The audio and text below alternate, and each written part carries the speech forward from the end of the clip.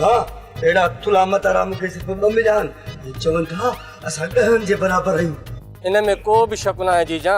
काबू खान जे अॻियां 100 ईंदा 100 लेटा पिया हूंदा। ॿुधाए काबू खान 100 माण्हू साम्हूं ॾेई वेंदो। ये जगह काबू खान आहे त मां जांबू खान आहियां। ए सटींदो आहे मां कुटींदो आहियां। इन बंगले में माण्हू त छा पर को बिलो भी पैर पाए न सघंदो। चेबो त जीजा तू को भी खुट कोन कर। बात बंदे केतिरा दफ़ा समझायो थी मैं त जीजा ॻाल्हाए त विच में टपो न ॾींदो कर। सुठो कईस तो ॿियो बि मोचड़ो भराए कढीस। ये तो सफा सड़ी पिया इन के को ऑर्डर तो मिले ठक ठक हलाए थी दे। ॿियो बि लॻी वियो जीजा तव्हां चओ ऐं मां इनकार कयां। जीजा असां लाइ कहिड़ो हुकुम आहे? मुझे इजाजत खां सवा 12 दर जे केॾो बि सरदार छो न हुजे अंदर न अचण घुर्जे जेसी ताईं मां उनके अंदर अचण जी इजाजत नथी ॾियां। न ईंदो जेकॾहिं तव्हांजो मिट माइट को अचणु चाहे त चयमि न त कोई बि अचण न घुर्जे। मुंहिंजो रिश्तेदार त छा मुंहिंजो पीउ हुजे मुंहिंजो मुड़ुस हुजे कोई बि हुजे दरवाजे जे ॿाहिरां टंगियल हुजे। समझी वियो? समझी वियासीं। माई खटी हिननि खे पहिरां ड्रव ते मानी खाराइनि पोइ दर ते छॾी। समझी वियासीं जीजा सभु कुझु समझी वियासीं। जांबू कांबू अॼु खां वठी तव्हां ईअं सम्झो त दर जा चौकीदार आहियो। हर शइ तव्हांखे उते मिलंदी। जेकॾहिं जीजा जे इजाज़त खां सवा को बि अंदर आयो त पाण सम्झो था। समझी वियासीं जीजा सभु कुझु समझी वियासीं।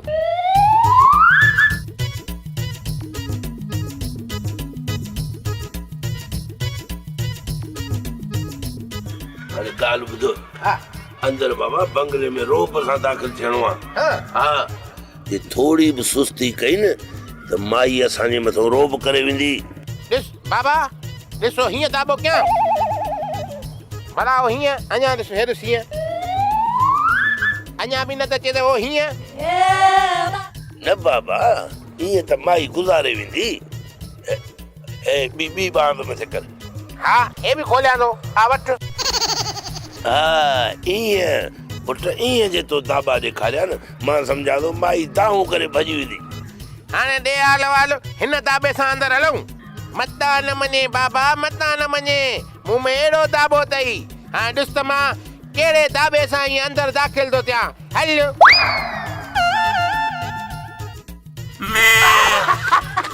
बाबा छा थियो?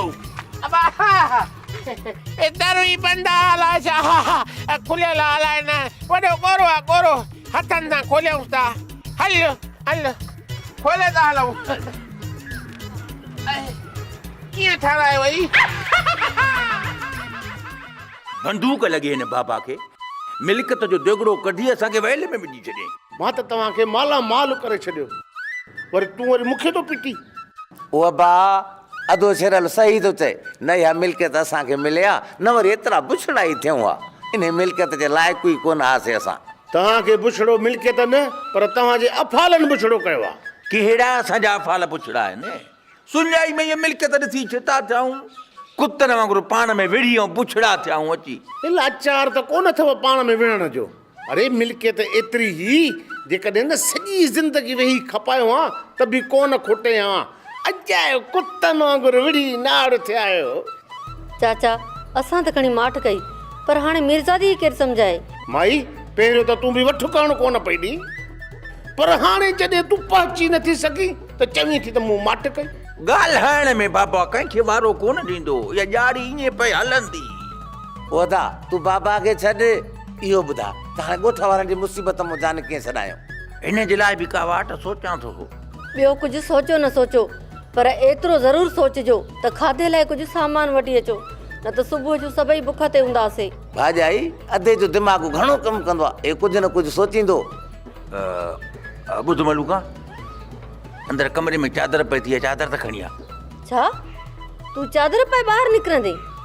ॿी का वाट आहे ई कोन दुकान तां वञी का वखर वठी अचां न।